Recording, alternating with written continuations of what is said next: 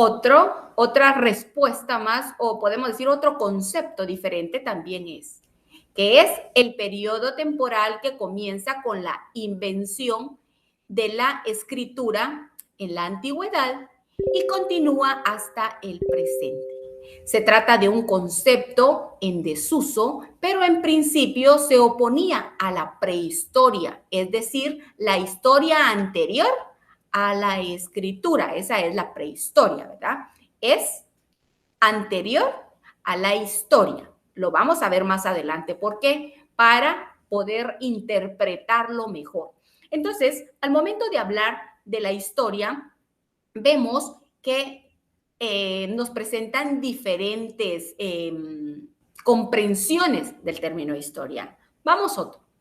Además, popularmente usamos el término historia para referirnos al pasado, como en la expresión, eso ya es historia, ¿verdad? Como quien dice, eso ya está atrás. O eso quedará para la historia. Bien, ¿verdad? Eso ya quedó atrás, ya olvidémonos de eso, ¿verdad? Muchas veces al utilizar esas expresiones, de la misma forma también hacemos mención de la misma. La historia es una de las disciplinas más antiguas creadas por la humanidad y quizás una de las que más especializaciones posibles tiene.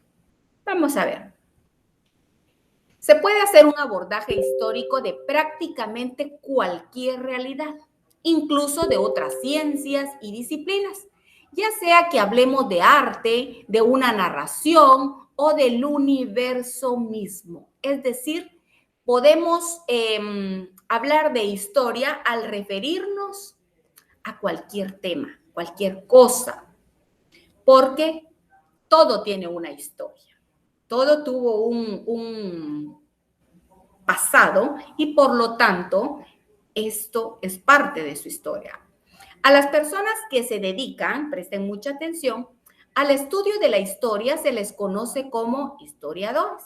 Y aquellos que se ocupan de contar la historia de una localidad o de una comunidad se les conoce como cronistas. Estos cronistas ya sabemos, ¿verdad?, que dejan bien plasmada cada una de esas etapas que son parte de la historia, pero no lo explican así de una forma ordenada, por decirlo.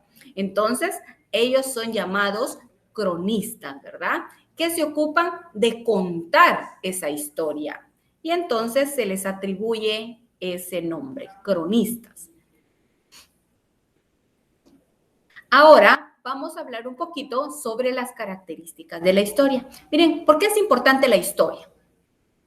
Si nosotros no conocemos nuestra historia, nuestro pasado, no vamos a comprender, como lo decía nuestro objetivo, nuestro presente. ¿Por qué suceden las cosas? Algo se dio, vean, por ejemplo, usted necesita algo, ¿verdad?, en este proceso de formación. Usted sabe que como profesional en el ámbito educativo, usted se tiene que preparar intelectualmente para ser un profesional con muchas calidades, porque no nos podemos conformar, por decirlo, o acomodar con lo poco que aprendimos en el nivel medio, ciclo diversificar, digamos.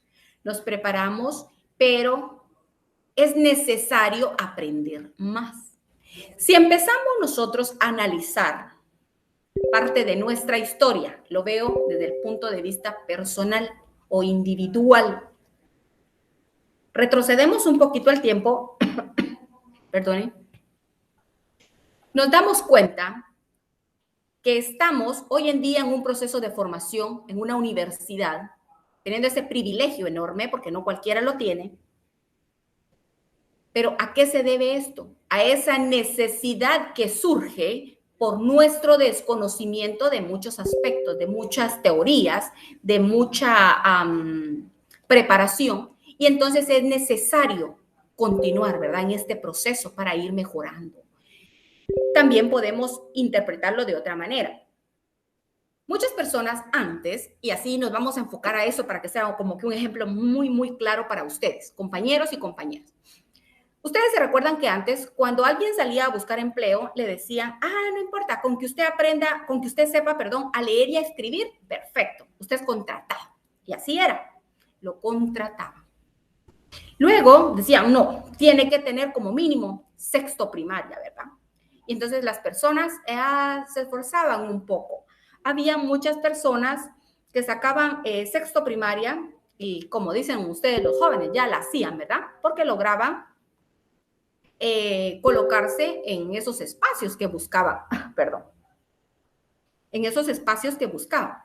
Luego surgió que había más exigencia. Y entonces, bueno, tercero básico. El que no tenga tercero básico, no, lo sentimos mucho, pero no. Era un requisito indispensable. Perfecto. Toda la gente empezó a prepararse, ya obtenían su diploma de tercero básico. Eso les ayudaba mucho, ¿verdad? Entonces eran contratados y todo. Pero luego ya empezaron, no, y aquí al básico no nos interesa. Tiene que tener un título de nivel medio, sea bachiller, sea maestro, sea perito, sea secretaria, todo ello. Pero tenía que tener ese título. Y luego, otra vez, nuevas exigencias, ¿verdad? Llegó un momento donde dijeron, no, necesitamos que se especialicen más. Bueno, todo va cambiando. La tecnología, sabemos que esto va de una forma sorprendente avanzando. Y entonces llega el momento donde dicen, no, ya los títulos de nivel medio, ya estos ya como que no mucho funcionan, ¿verdad? Entonces hay que exigir más. Un técnico universitario. En, ¿cómo decirle? En su especialidad. Por ejemplo, ustedes, educación, el profesorado es fundamental y que ahora ya es con especialidad, ¿verdad? Empieza, está bien, tienen su profesorado de preferencia si luego se preparan en un área, por ejemplo, o una subárea, expresión artística, formación ciudadana, ciencias naturales, matemática, lengua y literatura, pero algo más. Y así, y han venido exigiendo y exigiendo. Y entonces, compañeros, luego llega el momento donde dice, no, profesorado ya. Ahorita todavía es aceptable, ¿verdad? El profesorado. ¿Tiene profesorado? Bueno, usted aplica. Bueno, véngase. Y lo coloca. Usted muy bueno y la experiencia le permite a usted mejorar también. Pero, compañero, llega el momento donde dice, no, mire, es que la licenciatura es fundamental, no se quede únicamente con el técnico, continúe, lo vamos a contratar con el profesorado, pero usted tiene como compromiso continuar formándose porque necesitamos el título de licenciado. Y usted también, usted aspira a ocupar uno de los espacios administrativos también, porque eso quiere uno no se conforma con únicamente estar de maestro, es un trabajo maravilloso. ¿A quién no nos gusta? ¿A quién no le gusta ser maestro? A uno le gusta enseñar, a uno le gusta contribuir en el proceso de formación de los estudiantes. Chiquitos, medianos, grandes, no importa, pero a uno le gusta. Pero, ¿qué sucede? También tenemos ¿cómo decirle? Esa visión de también mejorar nuestras condiciones de vida, nuestra calidad de vida y la de nuestra familia. Y entonces nos esforzamos más. Luego llega el momento, hoy en día ya lo vemos, compañeros, y dicen, no, es que necesitamos maestrías. Hay muchas personas ahora que dicen, no, solo cierro mi licenciatura y continúo con la maestría. Y es bueno. Y quisiéramos más y más, quisiéramos un doctorado, un postdoctorado.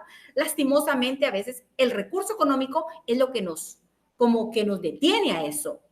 Pero es importante. ¿Por qué hago mención de esto? Porque es historia. Antes, la situación era así, así, usted podía leer y escribir, perfecto, contratar. Luego, exigiendo sexto primaria, luego tercero, luego una carrera a nivel medio, y así se viene contando cómo era. Ahora lo podemos nosotros interpretar. Antes la situación, ¿cómo decirles? La tecnología no estaba como está ahora, ¿verdad? Tan desarrollada y tan avanzada. Y entonces no habían tantas exigencias. Ahora todo ha cambiado. ¿Por qué en el ámbito educativo ha cambiado? Les explico, compañeros. Porque hace muchos años, cuando habían maestros, podemos decir maestros de de educación primaria, porque ese es el título, así dice, ¿verdad? Maestro de educación primaria urbana o maestro, de educación, maestro de preprimaria intercultural, algo así dicen los títulos. Pero yo les digo, compañeros, antes los seres humanos de ese entonces, ya hace muchos años, eran diferentes. Ahora no. Nuestros estudiantes son muy buenos, son nativos de la tecnología. Y entonces eso como que nos compromete para que nos preparemos, compañeros. Tenemos que ser muy buenos para ellos. Tenemos que saber manejar todas las herramientas. Tenemos que utilizar una metodología adecuada, acorde a ellos, a esa capacidad que tienen. Usted no me deja mentir, compañero o compañera, los que ejercemos en docencia, en el nivel preprimario o primario, bueno, también con los jóvenes, pero vamos, por ejemplo, las maestras de preprimaria. Yo no soy maestra de preprimaria, yo soy de primaria. A mí me encantan los chiquitos, pero de primer grado. Ya chiquititos, como que yo no mucho, porque soy un poquito formal y entonces no me gusta eso de estar saltando, que brincando, que cantando, eso no me gusta. Pero yo admiro el trabajo que hacen ustedes, los que son docentes en el nivel preprimario. Vean, es importante reconocer esa habilidad que tienen los niños ahora, esa habilidad lingüística. Miren, qué buenos son esos niños ahora para hablar, ya no hablan como uno. Uno dice, miren ahí todo el monte, cómo está de feo. Ellos dicen el césped, dicen ellos, ¿verdad? Y así. ¿Y qué otro término podría mencionarles? Pero ellos para hablar tienen una riqueza enorme en su vocabulario. Y entonces, si con esos chiquititos nos resultan esas sorpresas, imagínense con los grandes. Hay quienes solo están pendientes de nosotros, observando lo que nosotros hacemos, escuchando lo que nosotros decimos, pero ellos tienen una gran capacidad, tienen una habilidad para hablar que lo dejan a uno sorprendido, pues. Y entonces es por ello que las exigencias, entonces es por eso que es importante interpretar qué es historia y por qué esto cada vez va cambiando, por qué cada vez hay exigencias, porque, o sea, esto surge debido a, o sea, hay algo. No es porque no lo inventemos o cambiemos, lo hagamos lo que querramos. No se trata de eso. Hay que prestar mucha atención en eso. Entonces, cuando hablamos de la historia, es importante interpretar que hubo algo atrás que hoy en día nos permite entenderlo, pero sí conocemos esa historia, si conocemos qué fue lo que sucedió, esos acontecimientos que se dieron anteriormente. De lo contrario, no vamos a entender. Porque esos cambios, es que antes era así, ahora sí, punto, no hay, no hay ni qué, ¿cómo? Discutir. No, hay que interpretar, hay que analizar realmente. ¿Por qué les ponía ese ejemplo en educación? Porque nosotros somos educadores, nosotros somos profesionales, somos ese grupo de profesionales que estamos pendientes de todos los procesos educativos. Y entonces es por eso que les ponía ese ejemplo. Entonces la historia es fundamental en todo momento, en cada uno de nosotros como seres humanos, para interpretar nuestra o para comprender nuestra realidad. Entonces, la historia se caracteriza por lo siguiente. Se dedica al estudio del pasado a partir de los registros de distintos tipos que hayan quedado en él o que hayan elaborado historiadores anteriores. Por ende, el conocimiento histórico es acumulativo, es decir, lo estudiado por un historiador sirve de fuente a los historiadores futuros. El estudio de la historia se especializa en un tema, tópico o región específica, de modo que es posible hablar de historia de prácticamente todo. Todo. Yo le digo, mire, compañero, compañera, cuénteme su historia. Y usted empieza a contar. Desde que usted era pequeño, que sus familias, o empieza aparte de sus papás, ¿verdad? Mire, mis papás se conocieron en tal lugar, luego se casaron, yo soy el primer hijo o la primera hija, yo me crié en una casita que era así, asá, en una aldea, en una comunidad, en un caserío, vivíamos con mis... Y empieza usted a contar su historia, así es. Y entonces es importante entender que cuando hablamos de historia podemos prácticamente hablar de todo lo que nosotros queremos. No debe confundirse también con la historiografía, que es el estudio del modo en que la historia se escribe. O sea, una suerte de metahistoria. O sea, todo lo que está escrito, todo lo que está plasmado, esa es la historiografía. Para estudiar el pasado, la historia acude a muchas otras disciplinas en busca de fuentes e instrumentos y al mismo tiempo les sirve de ciencia auxiliar para que puedan estudiar los orígenes de su campo de estudio y el desarrollo de sí mismas como disciplinas. Vamos a ir viendo más adelante cuáles son esas ciencias que apoyan o que trabajan conjuntamente con la historia. Por ejemplo, la historia de la medicina, la historia de la ciencia, la historia de la literatura. Desde el siglo XIX, la enseñanza de la historia nacional forma parte esencial del modelo educativo en todos los países, como un método de formación de la identidad nacional. Eso es cierto. Nosotros sabemos, en educación siempre hay historia y sale a la luz muchos puntos tan importantes para nosotros como guatemaltecos. Siempre hay algo que hace mención en relación a la historia de nuestro país, acontecimientos que han sido muy, muy importantes y que de alguna forma, al escucharlos, al conocer sobre ellos, nos hace sentirnos identificados con nuestro país. ¿Para qué sirve la historia? Estudiando cómo ocurrieron las cosas del pasado, podemos entender la actualidad. Es lo que yo les decía ahora. En este momento, si uno no conoce la historia, entonces no entiende por qué eso se da ahora. Es decir, si hubiera alguien, lo vamos a enfocar a educación, que dijera, miren ahora, ¿por qué tanta exigencia en educación? Si antes no era así, si los docentes, los maestros de antes o los educadores de antes eran empíricos. Ellos no tuvieron un título. Algunos solo tenían sexto primaria y ya le daban clases a los demás. Y ahora, ¿por qué tanta exigencia, verdad? Hasta títulos universitarios quieren, porque si no, entonces no lo contratan a uno. Todo va cambiando. Los estudiantes de esos años, de esos tiempos, no son los mismos que están ahora. Pero ni aún cada año, por más que usted venga, usted está en primaria, por decirlo, o en preprimaria, o en el nivel medio, no importa. Usted tiene un grupo este año. Usted tuvo un grupo el 2020. Para el 2021, este grupo de estudiantes ya no es el mismo en relación. Sí son las mismas personas, pero sus actitudes son diferentes porque los seres humanos también cambiamos. Pues él es igual, no es cierto.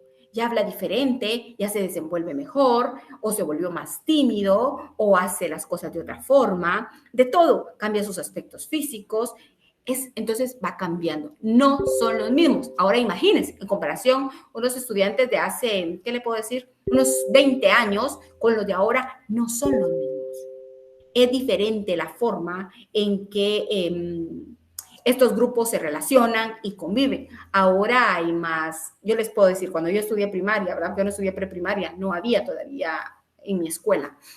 A mí me inscribieron cuando correspondía estudiar primaria, pero yo recuerdo, nosotros todos tímidos, así callados, éramos, no sé ni cómo decirle, ¿verdad? Lo que la maestra decía, lo que el profe decía, era ley, ¿verdad? O sea, se respetaba mucho. Ahora es diferente, ahora es muy diferente. Nos encontramos con grupos de estudiantes que hasta retan a los profesores y se ponen los patojos y más los jovencitos, los adolescentes. Perdone. Es diferente. Ellos ya no están de acuerdo con lo que el profe o la seño diga y ellos ya se sienten así muy, muy, muy grandecitos. Y entonces es un problema, ¿verdad? Entonces, ¿qué tenemos que hacer? Aprender. Primero, entender que ya no son los grupos de antes, que no voy a poder tener esa oportunidad de poder observar todas esas conductas como cuando eran en mis tiempos. Eso no es cierto. Es diferente, son diferentes seres humanos, nacieron en otros tiempos y por lo tanto el contexto es diferente y entonces su forma de actuar también es distinta. Entonces, ¿qué tengo que hacer? No me voy a frustrar. Eso no me va a frustrar como profesional, decir, ay, no, qué decepción. Es que mire, con nosotros, ay, verán nosotros cómo éramos bien obedientes, nosotros aquí, nosotros allá. No, no, no, no podemos hacer comparaciones. Simplemente tenemos que entender, aquí los profesionales somos nosotros, y no por presumir, sino que los profesionales somos nosotros, y entonces vamos a buscar esas estrategias para poder guiar los procesos, para poder venir y hacer que nuestros estudiantes obtengan todas esas herramientas, que desarrollen todas esas habilidades que nosotros les vamos a apoyar, les vamos a dar acompañamiento en todo momento para que ellos se preparen, para que esos aprendizajes sean realmente significativos. Pero para eso tenemos que tener claro que hoy no es lo mismo que se vivió ayer. Es diferente. Y entonces así es como vamos nosotros a decir sí. Hoy la juventud es diferente. No nos podemos quejar. Dicen muchos, mire, es que hoy los jóvenes, que estos jóvenes, mire ahora cómo son, que son más haraganes, uno era más responsable, sin necesidad que hubiera tanta presión. Pero así es. Son otros nuestros jóvenes. No son como nosotros. Entonces, no podemos o no debemos querer convertirlos en algo que ellos no son. Nosotros somos los que nos tenemos que adaptar a ello. Eso no implica que nosotros tengamos que estar con el rostro abajo y que ellos hagan lo que quieran. No, no, no, no.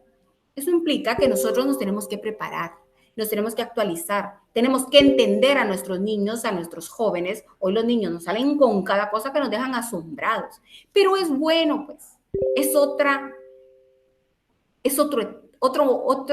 ¿cómo decirle? Otra etapa, es otro grupo de seres humanos. No somos iguales. Tenemos muchas características en común, pero hay algo que nos hace diferentes. Y entonces tenemos que aprender a convivir con ellos, no a pelear con ellos, porque no se trata de eso. Son diferentes. Es una nueva generación que está involucrada con la tecnología. Como les decía, son nativos de la tecnología. Y entonces tenemos que buscar la manera de trabajar con ellos, de trabajar conjuntamente y que todo funcione de maravilla. No podemos decir, no, es que no se puede. Con los jóvenes es difícil. Alguien me puede decir, no, ahorita es que es difícil con esos patojos. ¿Cómo cuesta? No. Aquí los profesionales somos nosotros. Y quienes tenemos que buscar la forma de hacer las cosas y hacerlas bien somos nosotros. No les pidamos a ellos que cambien. No, comprendamos que es una nueva generación.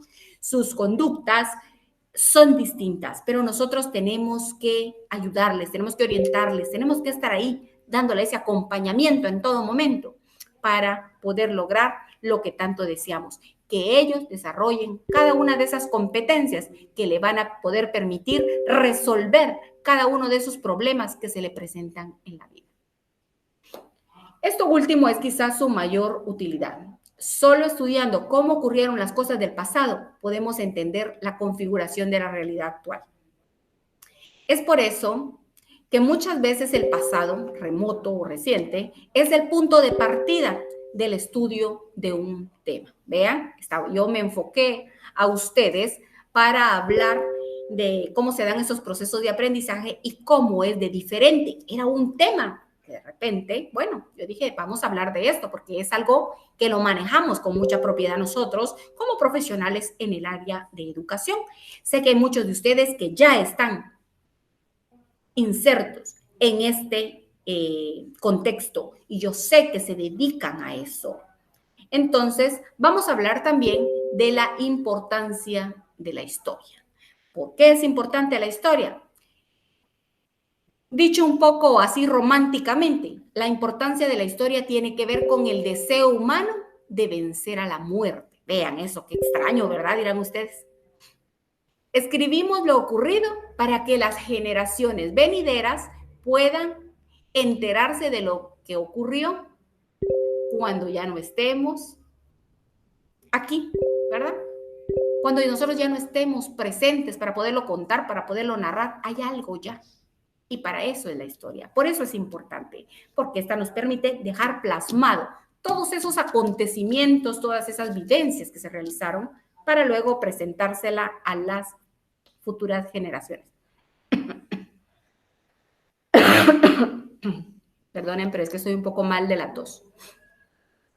Gracias a ello también podemos saber cómo era la vida hace miles de años, cuáles eran las preocupaciones, los descubrimientos y los peligros a los que se enfrentaron quienes vivieron en un mundo radicalmente distinto al nuestro.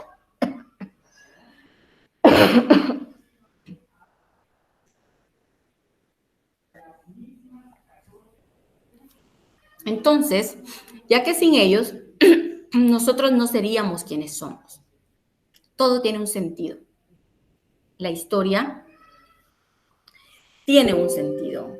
No podemos pensar, bueno, ¿y eso para qué pasó, verdad? Si que estuviéramos total. No, hay muchos procesos que desarrollaron, procesos que contribuyeron de una forma significativa para que nosotros ahora estemos gozando, porque así se puede decir, de muchos privilegios, de muchas cuestiones que hoy en día lo vemos como algo positivo, algo que valió la pena, pues todo eso que quedó plasmado en la historia, todas esas luchas, todos esos procesos que muchas personas realizaron para que nosotros el día de hoy estemos como estamos. Vamos a hablar ahora de historia y prehistoria. Ya habíamos tocado anteriormente, pero sin profundizar. Nos vamos a enfocar un poquito. La prehistoria es mucho más difícil de conocer que la historia. La diferenciación entre historia y prehistoria es convencional. Actualmente se considera muchas veces también es innecesaria, dice. Pero bien, vean, la prehistoria necesariamente forma parte de la historia humana, pero tradicionalmente se le comprendió como ese periodo primigenio y ancestral. Es decir, que la prehistoria es el periodo previo a la invención de la escritura. A partir de este evento, en cambio, nos hallaríamos en terrenos de la historia propiamente dicha. Es decir, que cuando hablamos de prehistoria, hacemos referencia a que todos aquellos acontecimientos que se dieron no quedaron registrados, no quedaron plasmados. Por el contrario, cuando ya se dio la invención de la escritura, allí fue a partir de ese momento donde ya quedó plasmado todo y a eso le llamamos historia. Esta división tenía que ver con que hasta la invención de la escritura no había un soporte físico duradero en cualquier guardar o relatar, ¿verdad? Donde estuviera todo ese registro, todo lo que ocurrió, todo lo que aconteció, no aparecía en ninguna parte, sino que únicamente lo que había pasado, por decirlo, se transmitía de generación en generación, a menudo mediante el uso de la memoria y las técnicas como la rima para poder evocar.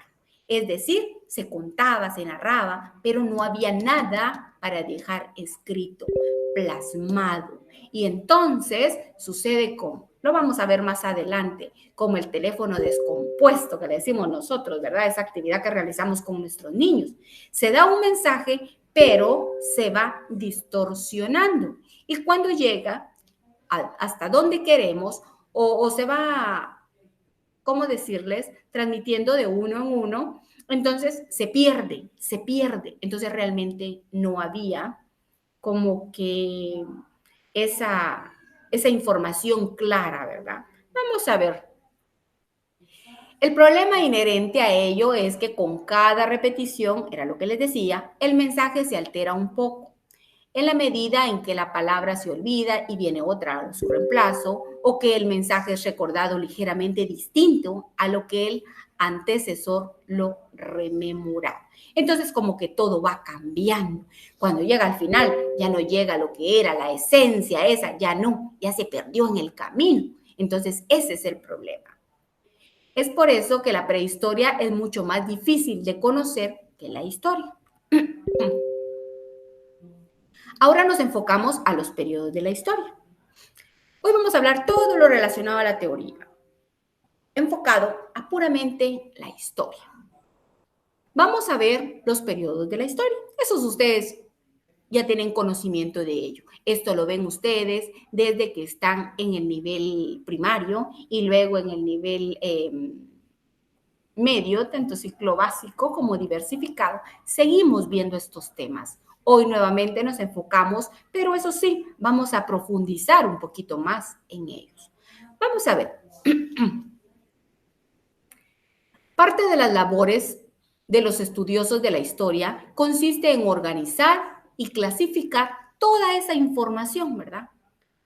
Lo que a menudo se hace mediante su periodización, los diferentes periodos, ¿verdad? O sea, su división en periodos consecutivos, cuyo inicio y final lo marcan determinadas fechas y eventos de importancia.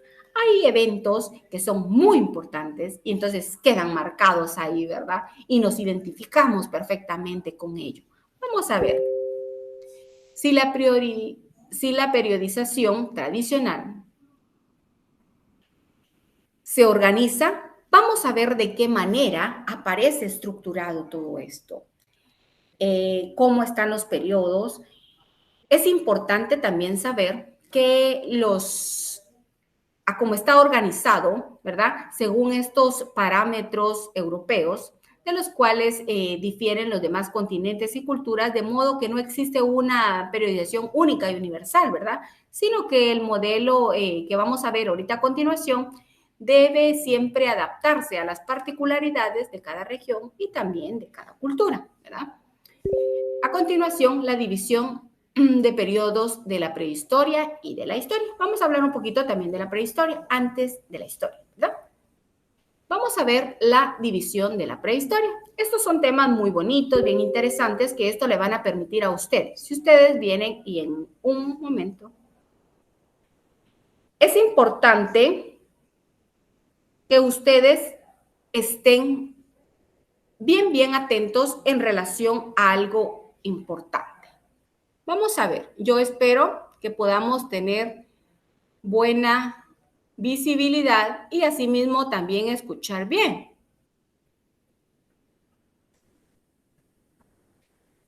Entonces, es importante que tengamos presente lo siguiente. ¿Cómo está dividida esta prehistoria? En la edad de los metales se inventaron diversas herramientas, incluyendo la rueda. Vamos a ver aquí algo. Como hemos dicho, es el periodo más primitivo y antiguo de la trayectoria de la especie. O sea, aquí empezamos a ver esa división. Y hace referencia a que el periodo más primitivo y antiguo de la trayectoria de nuestra especie es este. Vamos a ver.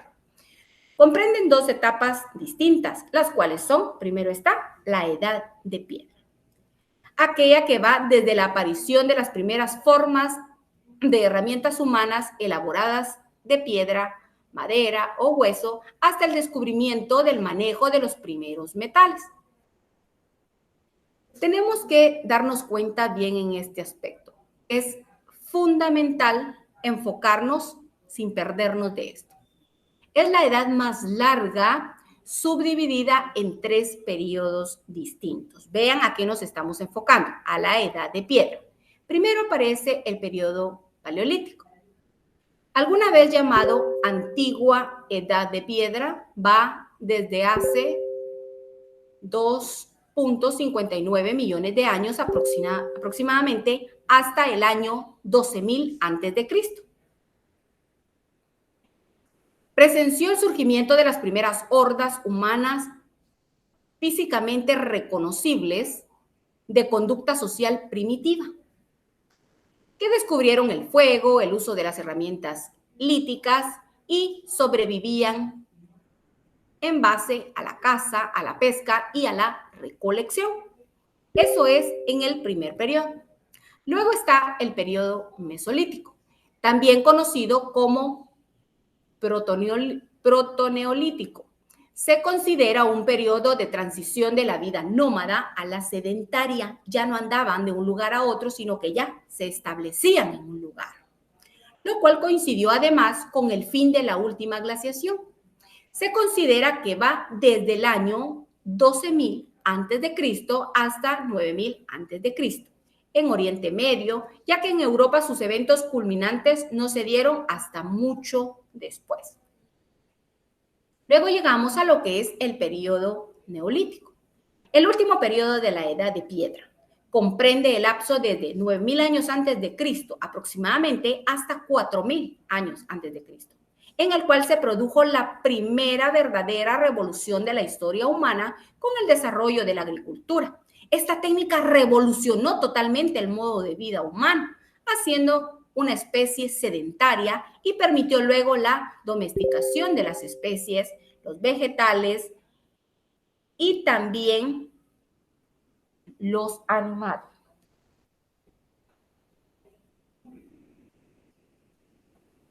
Así también vamos a enfocarnos a lo que es la edad de los metales. Cuando hablamos de la edad de los metales, hacemos referencia a, como su nombre lo indica, esta es la era en que los metales fueron descubiertos por la humanidad. Se divide normalmente en 3 edades distintas, de acuerdo al tipo de metal predominante. Vamos a ver cada uno de ellos. Yo les coloqué una imagen ahí donde vemos cómo es que trabajaban los metales en ese entonces, ¿verdad? Pero vamos a explicar cada una de estas edades. Primero aparece la edad del cobre o calcolítico, de límites difusos entre el año 4.000 a.C. y el 3.000 a.C. Fue cuando se descubrió el cobre y se le usó en estado nativo mediante el martillado y el batido en frío hasta que se descubrió la posibilidad de fundirlo, ¿verdad? Ya era más práctico. También se descubrieron la cerámica y las primeras aleaciones, es decir, esa mezcla entre dos sustancias, dos metales, para poder hacer algo que ellos necesitaran, ¿verdad? Algún utensilio o algo. Luego llega la Edad de Bronce. Este periodo inicia alrededor del año 3000 a.C. y culmina más o menos en el 1300 a.C. Y fue cuando se conoció el bronce, un metal mucho más amplio y versátilmente empleado por la humanidad antigua. No solo para fabricar armas y utensilios, sino que también estatuas, monumentos. Vemos también una imagen precisamente de esta edad del bronce. Y también aparece la tercera edad, que es la edad del hierro. El último de los periodos de la prehistoria en el que ya se daban los primeros protosistemas de escritura. Además, la humanidad descubrió un metal mucho más valioso y duradero que el cobre, de propiedades más interesantes, pero mucho más escaso. Era el hierro. Vemos todos estos artefactos que fueron elaborados con el hierro. Se le data aproximadamente entre el año 1300 a.C. y la aparición de la escritura, que en Europa se dio alrededor del año 500 a.C., aunque se le conocía en Oriente Medio desde 3300 a.C. Ahora vamos a enfocarnos a lo que es la división de la historia. Ya hablamos de la prehistoria. Ahora nos enfocamos a lo que es la división de la historia. Vamos a ver. Durante la Baja Edad Media se realizaron las cruzadas. Eran esa especie como de guerras que eran lideradas por la Iglesia Católica, ¿verdad? Para venir y recorrer espacios y tener el poder, por decirlo. Vamos a ver más adelante. La historia propiamente dicha data desde el desarrollo de la escritura y la aparición de los primeros estados. hasta el presente. Es decir, que la historia fue cuando ya empezó a dejar como evidencia de todos esos hechos que se suscitaron en alguna época de la historia. Y entonces ahí está, sí. Vamos a ver entonces. Se divide tradicionalmente en varias edades que son. Primero está la edad antigua o antigüedad, como es reconocida por muchos. Es el periodo de surgimiento de las primeras civilizaciones antiguas, generalmente bajo la forma de un imperio o una monarquía religiosa. Se le comprende en 3 etapas distintas. Cuando hablamos de esto, aquí hace mención, se tenía el control, había un monarca que tenía el control, ¿verdad? De todo el espacio, porque se les atribuía ese poder y eran ellos quienes, pues de alguna manera, eran los que manejaban toda la situación en el lugar. Habla del nacimiento de la civilización, especialmente las culturas mesopotámicas, Sumeria, Babilonia, Asiria, del Antiguo Egipto, del Levante Mediterráneo, está también Fenicia y el Antiguo Israel, las cuales tenían poco contacto con la civilización del Valle del Indo, la civilización china, la civilización mesoamericana y el África subsahariana, consideradas cunas de la humanidad. Luego aparece la antigüedad clásica, fechada entre los siglos 8 antes de Cristo y 2 después de Cristo, o podemos decir octavo antes de Cristo y el segundo después de Cristo. La época clásica presenció el surgimiento de las culturas expansivas de Persia, Fenicia, la Grecia antigua y posteriormente Roma, las cuales se disputaban el Mediterráneo y sus regiones aledañas. Durante este periodo se edifica y madura el Imperio Romano, la primera gran potencia imperial de Europa, y culmina con su entrada en decadencia. Empieza a decaer, ¿verdad? La antigüedad tardía también hace mención a que se centra en la decadencia del Imperio Romano a partir del siglo III después de Cristo y su caída frente a las invasiones bárbaras que provienen del norte europeo germánico. Además, presencian el surgimiento de los grandes monoteísmos como lo es el Islam y el cristianismo. Son temas que vamos a estar socializando más adelante y enfocándonos de una forma más, ¿cómo decirles?, profundizando en ello. Así también la Edad Media o el Medioevo.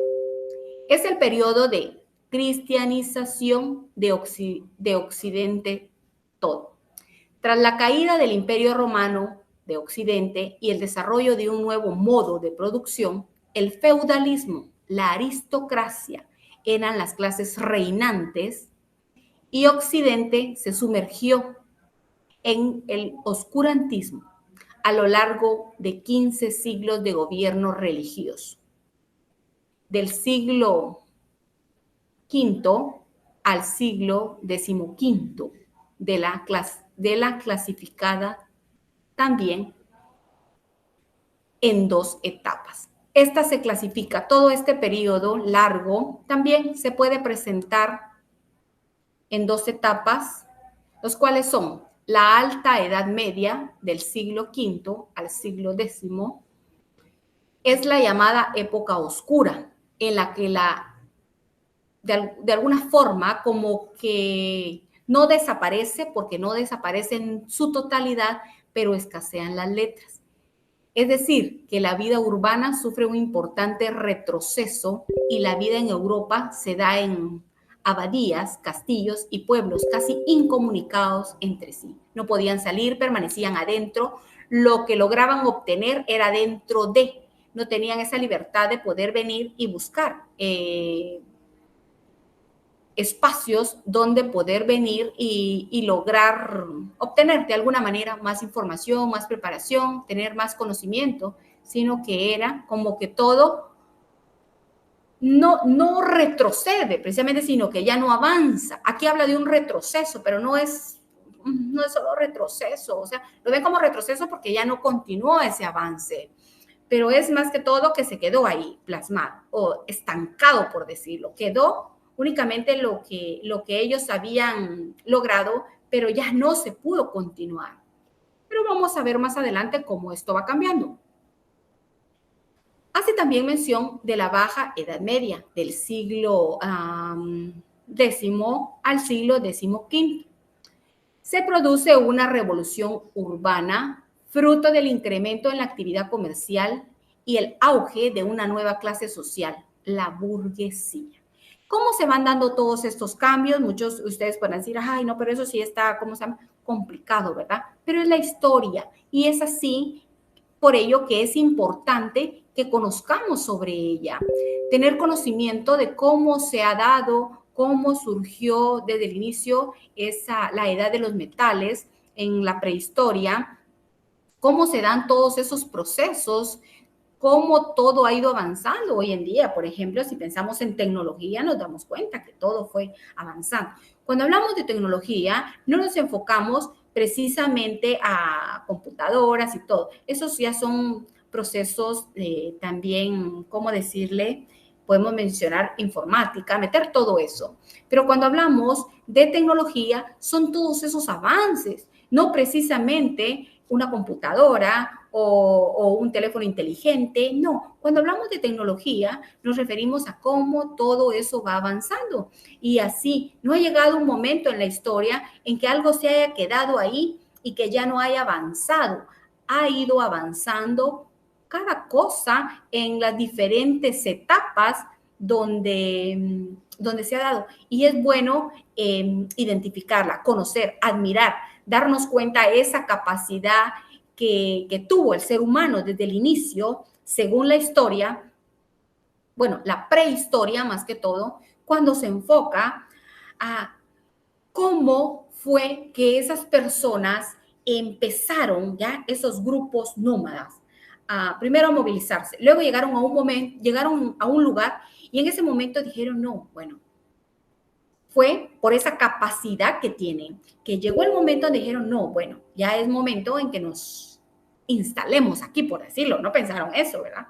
Pero decir, bueno, quedémonos aquí, veamos qué hacer. Y empezaron a descubrir las necesidades, le permitieron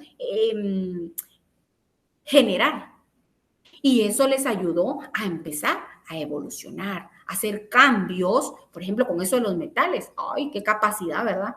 Un arma, algo que les iba a servir para la caza de animales, para la siembra, para todo eso. Era fundamental, ¿verdad? Cómo ellos han ido avanzando. Todo eso que fue hacer algo tan importante en la historia del ser humano. Cómo ha venido cambiando, los avances que se han tenido, es algo realmente de admirar.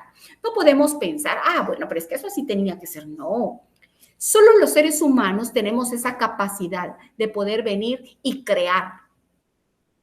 Es importante considerar también que llega el momento en el cual tenemos una necesidad y ahí es que surge como esa idea, que se enciende esa chispa y decir, bueno, hay que hacer esto y entonces uno se atreve a hacerlo. Lo mismo pasó en la prehistoria, cuando empezaron la edad de los metales, cómo ellos empezaron a ingeniar qué hacer, cómo hacerlo, para qué querían las armas, cómo se iban a defender, cómo iban a cazar, cómo iban a sobrevivir. Todo eso es bastante interesante. Todo eso nos llena de mucha, ¿cómo decirle? Mucha satisfacción. Imagínense, compañeros, yo les digo a ustedes, tal vez, no sé, y dirán, bueno, no es una buena comparación, claro que sí. Estas personas, con tan poco, hace muchísimos años, ¿cómo pudieron ellos poder salir adelante? Y nosotros hoy en día, con algo que se nos presente, por ejemplo, un pequeño obstáculo, ya creemos que ya se terminó todo para nosotros, ya no le encontramos sentido, ya consideramos que ya no podemos hacer nada. No, tenemos que pensar nosotros ahora, ya en esta época, nosotros tenemos a nuestro alcance todo. Es lo que les he dicho yo a mis estudiantes sesiones anteriores, en otros semestres, yo les digo, nosotros con la tecnología, nosotros con el Internet, con un dispositivo, nosotros tenemos el mundo a nuestros pies. Nosotros lo podemos lograr todo. Si esta gente logró esos avances, yo admiro todo ese proceso. ¿Cómo aprendieron a cazar? ¿Cómo aprendieron ellos a saber qué era lo correcto, qué no, a pescar? ¿Cómo se dio todo eso? Qué interesante cómo uno logra apreciar y valorar todo esto que han venido haciendo. Vamos a ver. Entonces, les decía que surgió, ¿verdad? Se produce una revolución urbana, fruto del incremento de la actividad comercial, ya era diferente, ya están en otra época, ¿verdad? Y entonces todo empieza a cambiar. Se producen las cruzadas, de lo que mencionábamos anteriormente, fruto de la competencia entre el Islam y la Iglesia Católica. Hacia el final se conforma el llamado Antiguo Régimen, una sociedad monárquica absolutista, era lo que les decía, del monarca era el encargado, era el que tenía el mando por sobre todos. Luego, la Edad Moderna, a partir del siglo XV o del siglo XV, con el descubrimiento de América y la caída de Constantinopla, el Imperio Romano de Oriente, el mundo se sumergió en el cambio. Europa renació bajo la influencia de una nueva y pujante filosofía. O sea, ya pensaron diferente, ya no pensaban igual. Su nueva filosofía era el humanismo, que suplanta la fe en Dios con la razón humana y sienta las bases para una revolución científica que cambió el mundo para siempre. Aquí se dio el cambio. Vamos a ver. Esta edad es la era de los descubrimientos, en la cual los grandes imperios europeos exploran el mundo. Así se llegó a una etapa de colonización e imperialismo que culminó en el siglo XVIII, con la Ilustración, la caída del antiguo régimen y el inicio del mundo republicano y capitalista. Vamos ahora y llegamos a una edad donde ya ahí ya vamos a identificar más, ¿verdad? Anteriormente podemos decir, podemos guiarnos durante todo el proceso cómo es la división de la historia, cómo esto todo va evolucionando, pero vamos a enfocarnos en algo aquí, en lo que es la edad contemporánea. El periodo que abarca desde el siglo XIX hasta hoy ha sido una edad de revoluciones científicas. Cuando hablamos de revolución, yo les digo, compañeros, compañeras, cuando hablamos de revolución, ¿qué es? Al hablar de revolución ya sabemos qué son esos cambios, ¿verdad? Una revolución, todos quieren, hay exigencias, se dan cambios, hay mejoras, y así pasa de todo, una revolución. Y aquí hace mención de esas revoluciones científicas. Y cuando hablamos de científico, ¿qué pensamos? En estudios, en descubrimientos, en todo ese proceso que se hace, pero de una forma ya muy, ¿cómo decirle? De una forma muy ordenada, lo podemos decir. Estas revoluciones científicas también revoluciones sociales y también revoluciones políticas, que transformó al mundo de manera mucho más radical que el resto de toda la historia. Fue entonces esas enormes, esas grandes revoluciones que hicieron cambios que realmente contribuyen significativamente para lo que hoy vivimos, fue en la edad contemporánea o a partir de ahí. La ciencia y la tecnología demostraron su lado oscuro. Se arrojan las primeras bombas atómicas también, imagínense, y también su lado portentoso, la llegada del ser humano a la luna, también, ¿verdad? Algo, imagínense, admirable, algo que puede uno decir, ah, la gran, qué barbaridad. Ahorita, a estas alturas, ustedes, yo sé que la mayoría de ustedes son jóvenes, pensarán, ay, no, pero eso no es, ya no es cosa del otro mundo, no es algo nuevo, no, pero cuando se dio, esto fue una súper noticia, por decirlo. Hoy todo ha ido cambiando porque tenemos con la tecnología todo lo que queremos a nuestro alcance, porque así es. Podemos tener un contacto de aquí a otro, a otros continentes, ¿verdad? Con mucha facilidad. Y entonces, hacia el siglo XXI, el capitalismo global, victorioso y sin enemigos, enfrenta sus propias crisis. Ahora todo es diferente. Vemos de todo. Nos vamos a enfocar a algo aquí que es muy importante.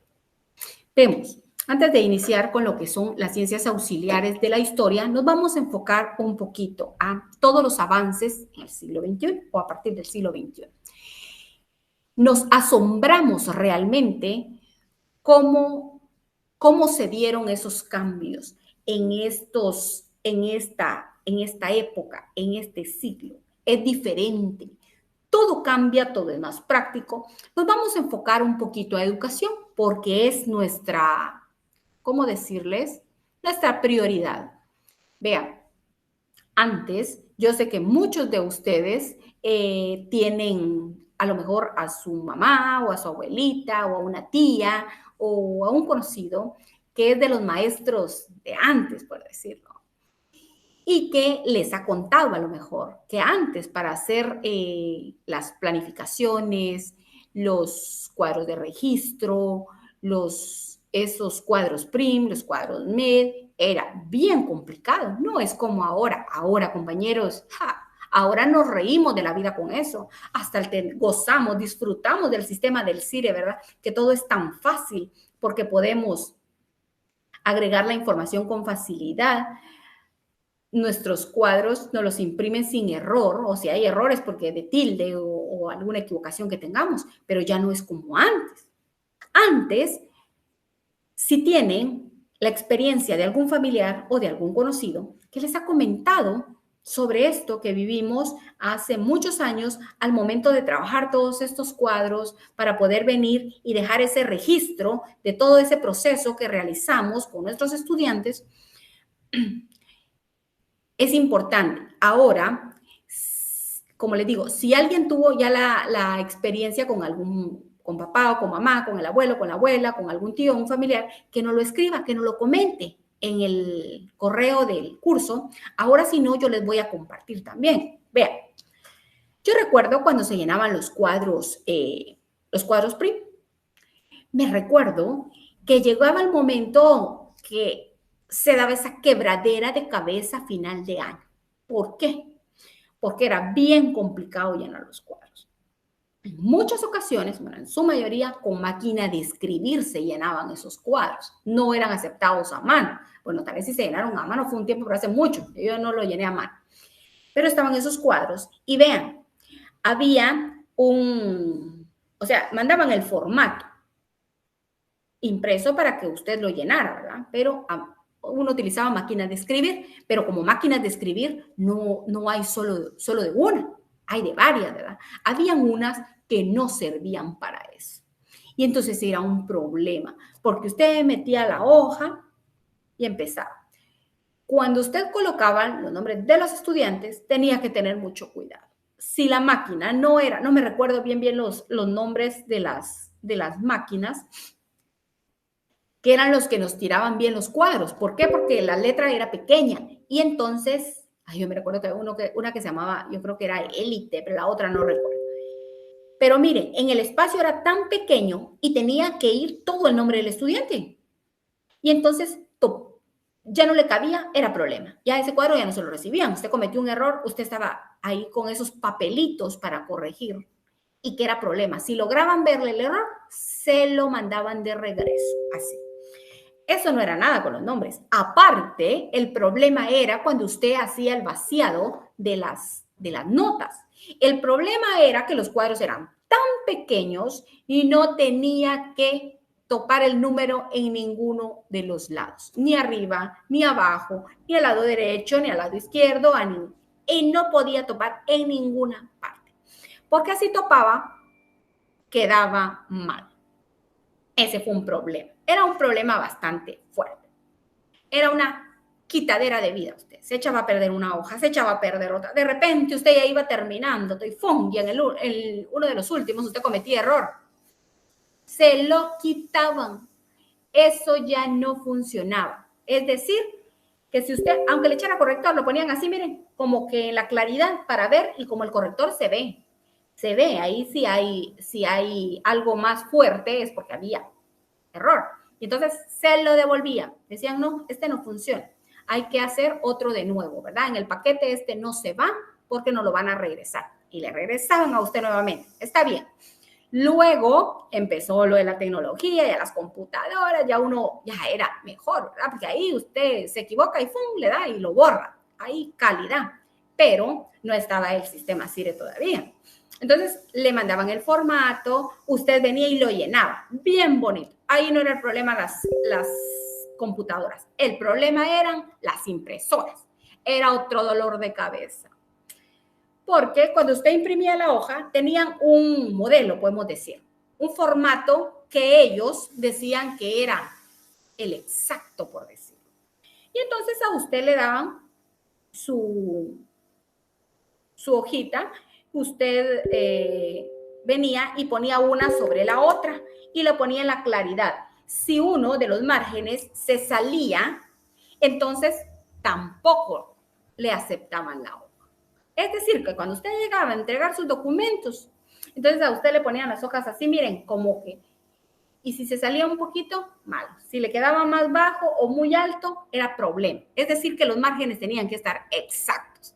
Era un problema. Quien lograba tener una su computadora que lograra que sus formatos con los márgenes salieran nítidos, todos los maestros de la comunidad llegaban ahí.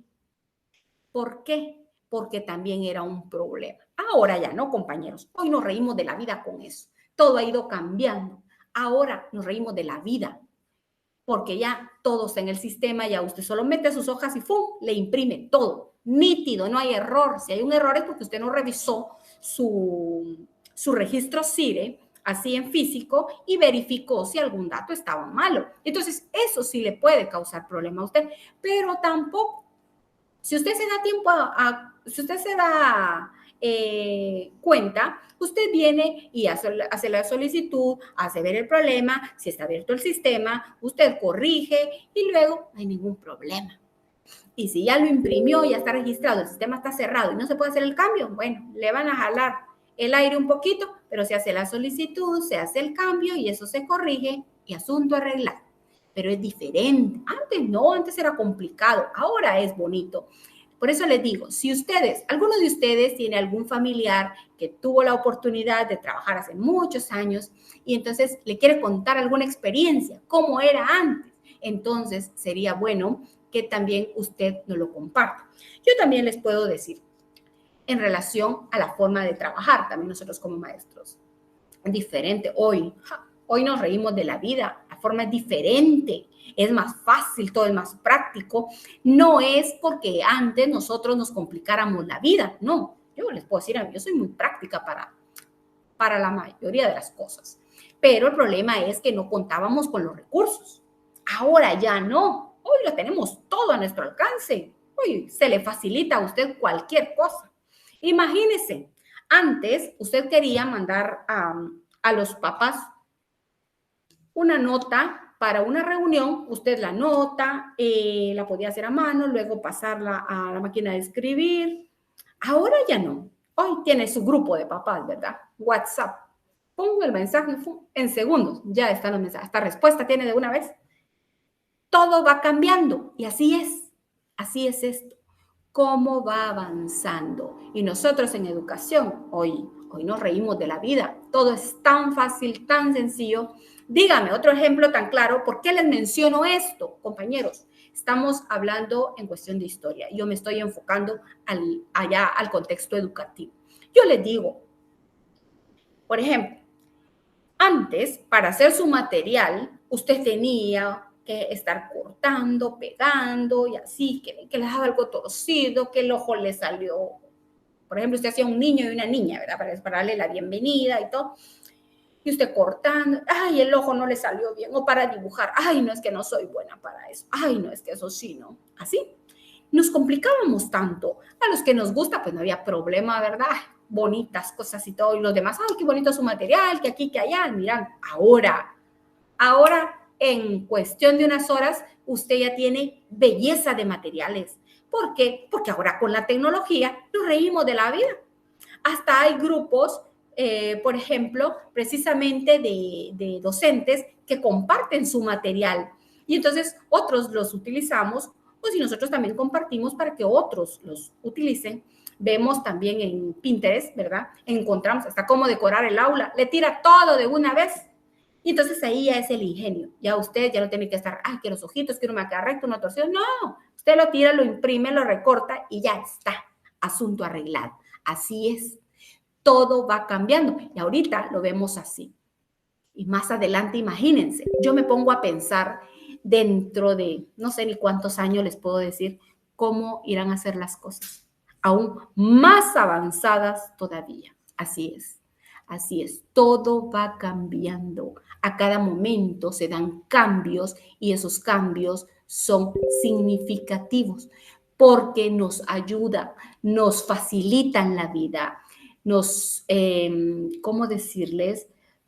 Nos permiten de alguna forma trabajar hasta con más estética, porque el material, por ejemplo, sale precioso cuando imprimimos. Hay una belleza, todo lo que usted busca ahí lo tiene, todo. No se puede decir, ay, no, es que un conejo no había y por eso el conejo sí me salió torcido. No es cierto, ahí está de todo. Cosa que hay que aprender a buscar también, pero ahí está todo. Con nuestras clases, todo lo programamos. En el sistema CIRE lo hacemos todo. Si nos toca trabajar a distancia con los estudiantes, igual programamos nuestra clase, les mandamos el link, la invitación, ya ellos ingresan, nosotros los atendemos y bonito, ya los niños ya saben cómo manejar ¿verdad? Las diferentes herramientas y ellos felices. Entonces, todo eso es avance, todo eso va cambiando y todo lo vamos a contar. Va a llegar un momento donde va a decir, todo esto va a quedar registrado, todo esto es historia también. Lo que estamos haciendo ahora también es historia. Va a llegar un momento en el cual se va a contar de esto que hacemos hoy y cómo los avances van a ser más. Entonces, a lo mejor alguien cuando haga estas comparaciones le va a causar, no sé, hasta risa, ¿verdad? Lo que estamos haciendo. Ahora bien, continuamos entonces enfocándonos a lo que son las ciencias auxiliares de la historia. Las ciencias auxiliares de la historia son aquellas que colaboran con ella para la interpretación de sus fuentes documentales. Por ejemplo, o sea, todo lo que queda archivado, ¿verdad? La arqueología, que brinda nuevos hallazgos y nuevos contextos a partir de los cuales pensar en el pasado. La etnografía, que brinda datos antropológicos y sociológicos útiles para emplear el presente como referencia del pasado. Y la astronomía, que empleando el orden astral como referencia, permite comprender la organización, cosmología de las culturas antiguas, muchas de las cuales tuvieron su propio calendario. Ahora nos enfocamos a qué es el tiempo histórico. Vean, el tiempo histórico es el movimiento de la sociedad, de lo humano, de los acontecimientos del hombre. Es un tiempo que se percibe, pero no se ve ni se toca. Es una construcción mental y subjetiva de los que los historiadores desarrollan a partir de sus investigaciones e interpretaciones. Yo les puedo decir, hablábamos al inicio de que cuando hablamos de historia podemos hablar de cualquier cosa aplica para poder hablar sobre ella, la historia de eso. Es lo que les mencionaba yo en cuestión de educación. Va a llegar un momento que este proceso que nosotros realizamos va a estar en la historia. Se va a comentar cómo surgió esta necesidad de poder venir y trabajar de esta forma. Todo eso también es parte ya de la historia. cómo nos fuimos adaptando. Va a llegar el momento en el cual ustedes van ¿cómo decirles? A compartir más que todo, no a comentar, sino que a compartir con otras personas sobre esto que estamos viviendo hoy y sobre lo que vivieron hace, que les puedo decir, 1 año, 2 años ustedes. Todo ese proceso, todo eso es un momento de la historia. Es algo que también está ahí para poder contar, para poder compartir, y eso va a ser fundamental. Para construir la historia recurrimos a la ubicación de los acontecimientos en una cronología y así podemos distinguir el antes y el después, paso a paso, ¿verdad? De forma ordenada, cómo se va dando. Era lo que yo les comentaba, cómo trabajábamos antes, cómo hacer las letras para dar la bienvenida, ¿verdad? Era bien complicado, unos con unas letras todas torcidas y otros no, ¿verdad? Otras letras muy bonitas, bien decoradas, porque hay quienes son muy habilidosos para hacer esos materiales. A mí, en lo personal, yo les puedo decir, a mí me encanta eso de los materiales. Hacerlos, me gusta que salgan así muy bonitos, tal vez soy muy exigente, pero me gusta así que se miren muy bien, pues, porque yo les digo, si usted tiene un salón de clases, compañero o compañera, no importa si es de preprimaria, primaria, nivel medio, tanto ciclo básico como diversificado, los estudiantes están a gusto si el espacio en el que ellos están es un espacio bonito, ambientado según lo que ellos están aprendiendo, lo que ellos están conociendo. Pero imagínense si las paredes están sucias, es un desorden, no hay nada bueno, hay unos carteles, por decirlo, que tienen como 8 años, pero como no se han caído, ahí los tiene la seño, ¿verdad? Solo le da una media sacudida, pero ahí están. No, hombre, eso ya no. Todo tiene que estar bonito. Yo soy muy exigente para eso. A mí me gustan las cosas bonitas. Si a nosotros nos gusta que todo esté bonito, limpio, nuestros niños también, pues. A ellos les llama la atención eso, esos espacios bonitos, bien ambientados, para poder venir y que el proceso se realice de la forma más adecuada. Entonces, a ello es a lo que hacemos referencia. Llegó el momento en el cual no se le ponía atención a eso. No importaba cómo fuera el salón. La cosa es que hubiera diferentes escritorios y que los estudiantes se pudieran sentar. Y una mesa y una silla o un banco para la seño o para el profe y asunto arreglado. No, ahora ya no. Nuestras exigencias son mayores. ¿Por qué? Eso fue en un tiempo. Con un grupo de estudiantes también, ¿cómo decirle? Que ellos decían, bueno, hagámonos a esto. Ahora ya no. Ya a los niños ya les gusta, así que todo esté bonito, colorido, el ambiente esté agradable, pues. Y entonces todo es diferente. Y entonces cuando hablamos en relación a la historia, cómo poder venir y construir historia, es donde viene y se toman en cuenta todos esos momentos que se dieron o poderlos contar de una forma ordenada, paso a paso, cómo se va dando. Ese es el orden cronológico, el que nos permite de alguna forma presentar la historia para que ésta sea interpretada fácilmente, ¿verdad? Que sea clara, que sea comprensible, porque lleva ese orden lógico. Sin embargo, este tiempo cronológico, o sea, el transcurso de los años, ya sean lustros, siglos, no provoca los cambios en los acontecimientos, sucesos o hechos. Al contrario, los cambios en la sociedad son los que generan el tiempo histórico, el cual es múltiple, irregular y heterogéneo.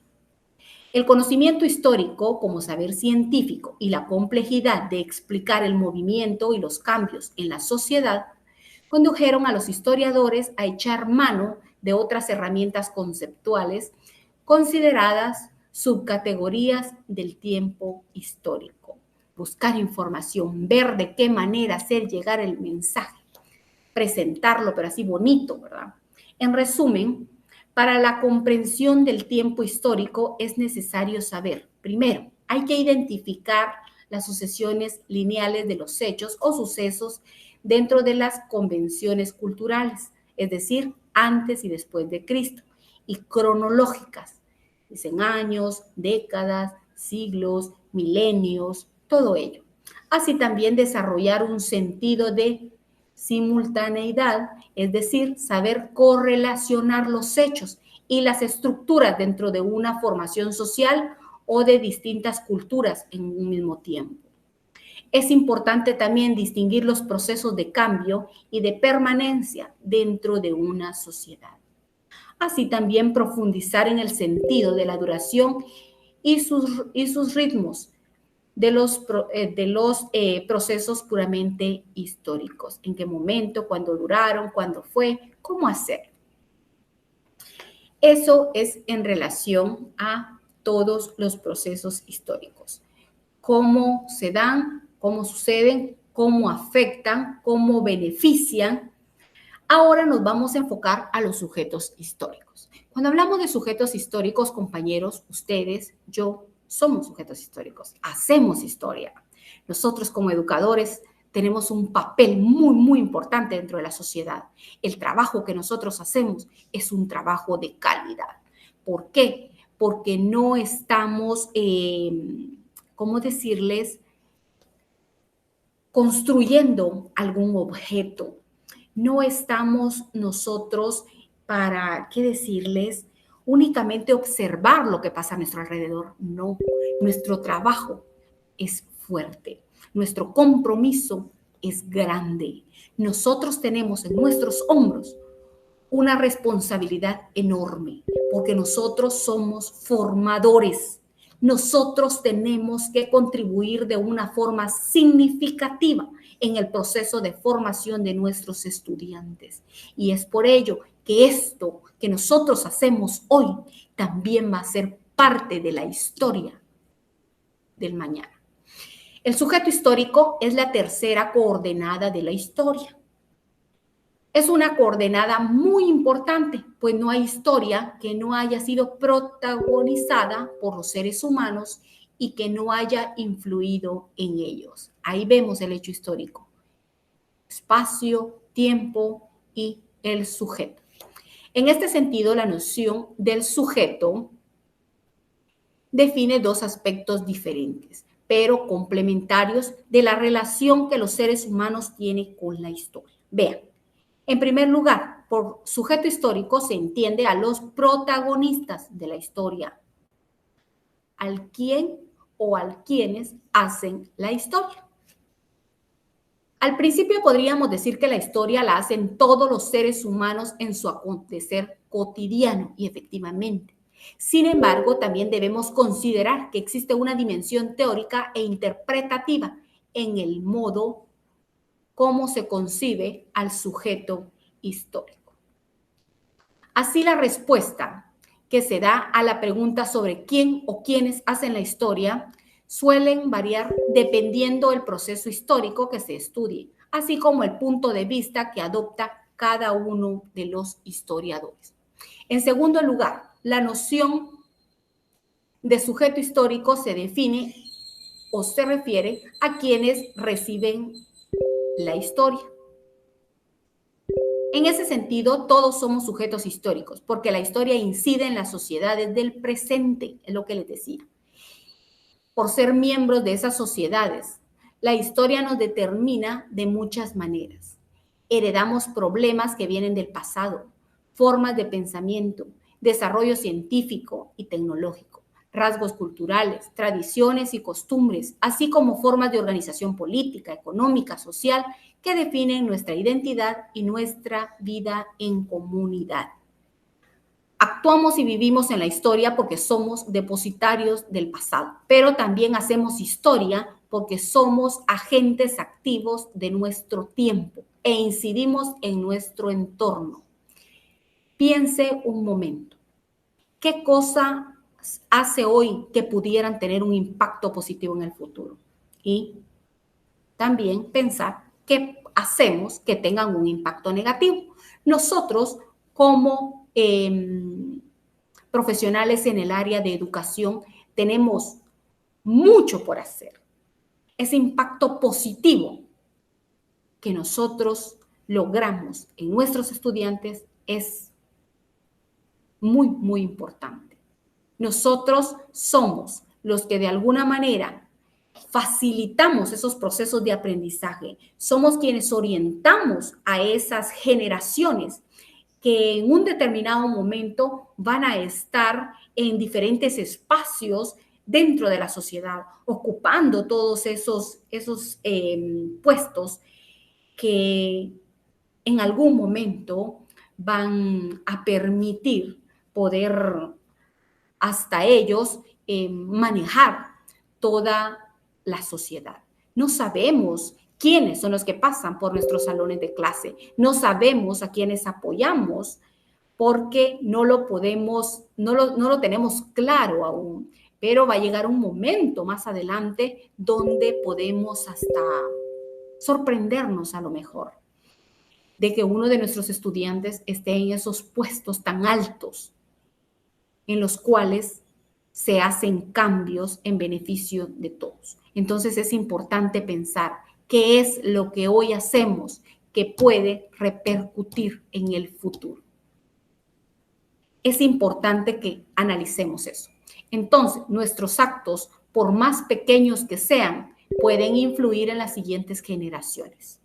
Si tomamos conciencia de ello y asumimos nuestra responsabilidad como sujetos históricos, estaríamos contribuyendo a la construcción de un mejor futuro. Entonces, compañeros y compañeras, en nuestras manos está hacer un buen trabajo. Nosotros como educadores tenemos ese compromiso.